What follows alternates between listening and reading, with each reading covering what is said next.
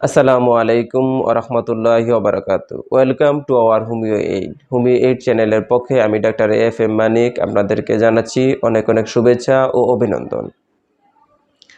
আমার আজকে মূল আলোচনার বিষয় হচ্ছে পুরুষ বন্ধ্যাত্বের কারণ। কি কি কারণে পুরুষে বন্ধ্যাত্ব হয়ে থাকে এই ব্যাপার নিয়ে আপনাদের সাথে আলোচনা করব। পুরুষ বন্ধ্যাত্বের অনেকগুলো কারণ রয়েছে যেগুলো আমরা সচরাচর জানি না বা জানলেও সেটাকে গুরুত্ব দিচ্ছি না। এর মধ্যে হচ্ছে শুক্র ও কার্যকর উৎপাদন। শুক্র যদি কার্যকরভাবে উৎপাদন না হয় সেই ক্ষেত্রেও আপনি বন্ধ্যাত্ব হতে পারেন। শুক্রাণুর সংখ্যা যদি কম হয় সেই ক্ষেত্রেও আপনি বন্ধ্যাত্ব হতে পারেন। তো বন্ধুরা, যারা আমার এই চ্যানেলটি এখনও সাবস্ক্রাইব করেননি দয়া করে এখনই সাবস্ক্রাইব করে নিন এবং পাশে থাকা বেল আইকনটি প্রেস করে নিন।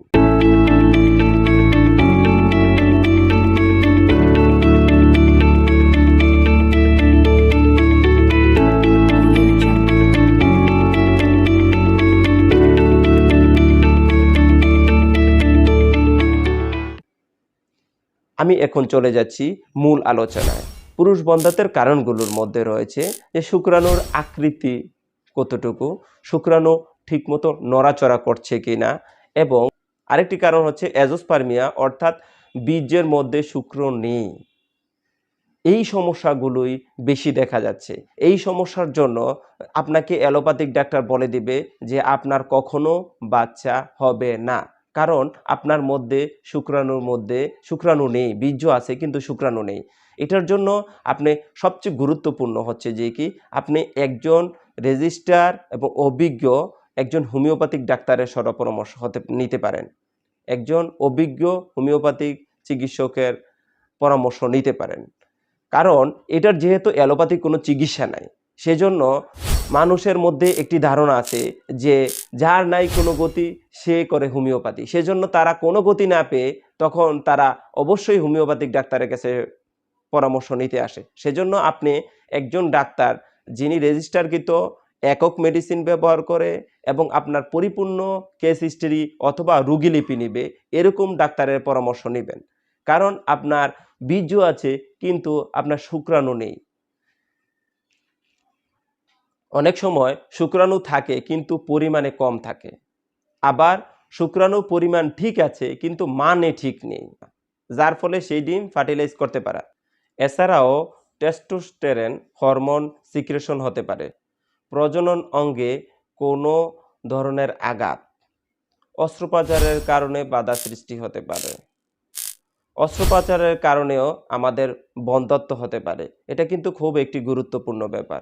এবং আমরা যৌনাঙ্গে আঘাত বা অন্ডকোষে আঘাত, অনেকে এটাকে সাধারণ মনে করি, কিন্তু সেটার কারণেও যে পুরুষের বন্ধ্যাত্ব হতে পারে এটা কিন্তু মানুষ কখনো চিন্তা করে না। কিন্তু যখন সে এই সমস্যায় পড়ে তখন কিন্তু সে এই ব্যাপারটা নিয়ে চিন্তা করে।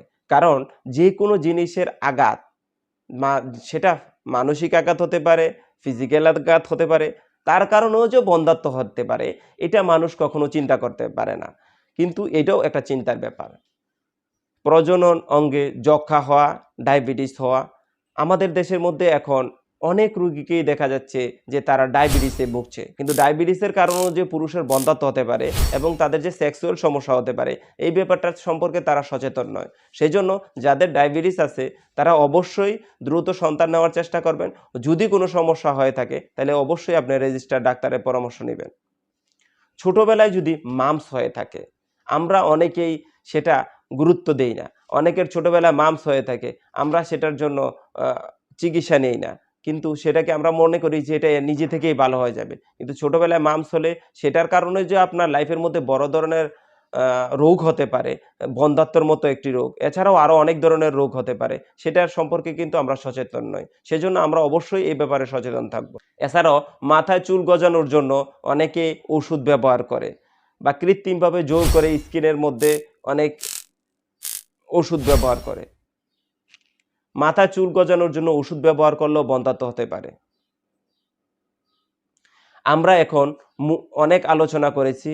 আজকে মূল আলোচনা আমরা করেছি যে পুরুষের বন্ধ্যাত্বের কারণগুলো। পুরুষের বন্ধ্যাত্বের কারণগুলোকে আপনারা যদি খুব সহজভাবে বুঝতে চান তাহলে আপনারা বলতে পারেন যেমন আমাদের যে আঘাতগুলো রয়েছে সেটা ফিজিক্যাল আঘাত হতে পারে, তারপরে হচ্ছে যে কি মানসিক আঘাত হতে পারে এবং অস্ত্রোপচারের কারণে যে হয়ে থাকে, ডায়াবেটিসের কারণে হয়ে থাকে, যেগুলো আমাদের খুব ইম্পর্ট্যান্ট ব্যাপার। এবং আপনার শুক্র আছে কিন্তু শুক্রের মধ্যে শুক্রাণু বীর্য আছে কিন্তু শুক্রাণু নেই, সেই কারণেও যে আমাদের বন্ধ্যাত্ব হয়ে থাকে, এগুলোর প্রতি আমাদের সবচেয়ে বেশি গুরুত্ব দিতে হবে। যদি আমার এই ভিডিওটি ভালো লেগে থাকে, লাইক কমেন্ট শেয়ারের মাধ্যমে অন্যকে দেখার সুযোগ করে দিন। ভালো থাকেন, সুস্থ থাকেন, হোমিও এইডের পাশে থাকেন। আসসালামু আলাইকুম ওয়া রাহমাতুল্লাহি ওয়া বারাকাতুহু।